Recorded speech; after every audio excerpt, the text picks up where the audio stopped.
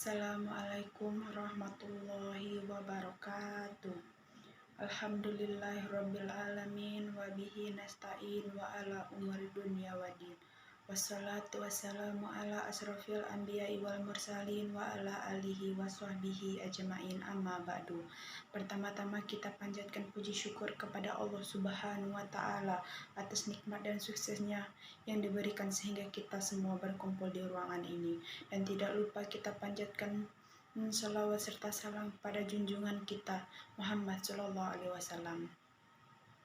Yang saya hormati Bapak Herpin Yuki Pradipta MHI selaku dosen pengampu dan teman-teman semua yang saya banggakan. Berdirinya saya di sini, saya akan menjelaskan tentang kewarisan anak dalam kandungan, anak zina, dan anak li'an. Sebelum lanjut ke materi, izinkan saya memperkenalkan diri. Nama saya Elpa, NPM 2221020254, mata kuliah Fikih Mawaris, Prodi Hukum Tata Negara. Materi yang pertama, kewarisan anak dalam kandungan.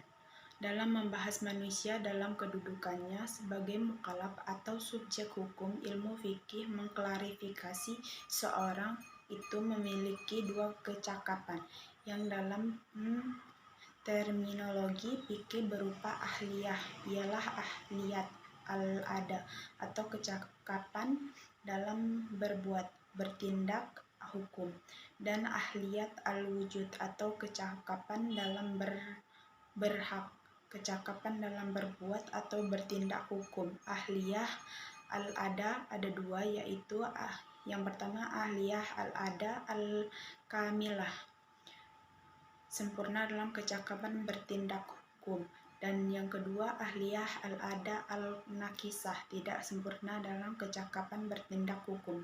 Begitu juga ahliyah al-wujud ada dua, yaitu ahliyah al-wujud al-kamilah, yang kedua ahliyah al-wujud al-nakisah.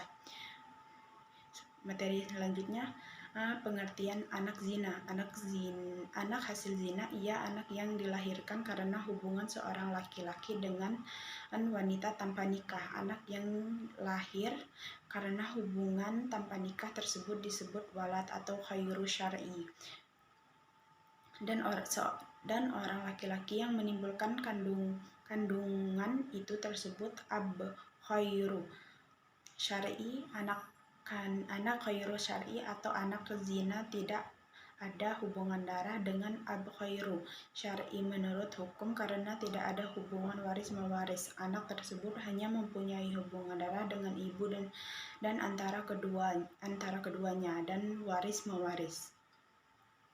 Demikian pula anak tersebut mempunyai hubungan darah dengan kerabat ibunya, yang berarti juga mempunyai hubungan ahli waris. Semua ulama 4 madhab sepakat bahwa anak zina tidak mempunyai hubungan nasab dengan bapaknya, karena nasab itu mulia dan dimuliakan, sedangkan zina suatu yang keji dan haram. Maka suatu yang mulia atau yaitu nasab tidak akan bisa disebabkan karena suatu yang keji dan haram atau zina.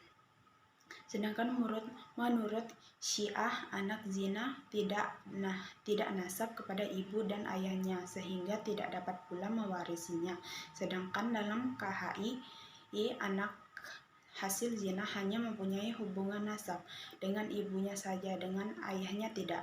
Dalam pasal 186 disebutkan anak yang dilahirkan di luar perkawinan hanya mempunyai hubungan saling mewaris dengan ibunya dan keluarga dari pihak ibunya.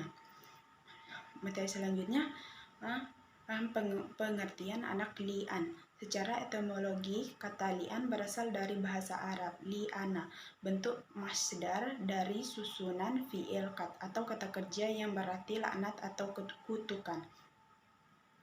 Dinamakan dengan li'an ini karena apa yang terjadi di antara suami istri, sebab masing-masing suami istri saling menghiknat sendirinya sendiri pada kali yang kelima, jika ada berdusta secara terminologi, banyak ahli fikih yang mendefinisikan li'an sebagai berikut. Yang pertama, mazhab memiliki mendefinisikannya sebagai sumpah suami yang muslim yang telah akal baligh bahwa dia melihat perbuatan zina yang dilakukan oleh istrinya atau penolakannya terhadap kehamilan istrinya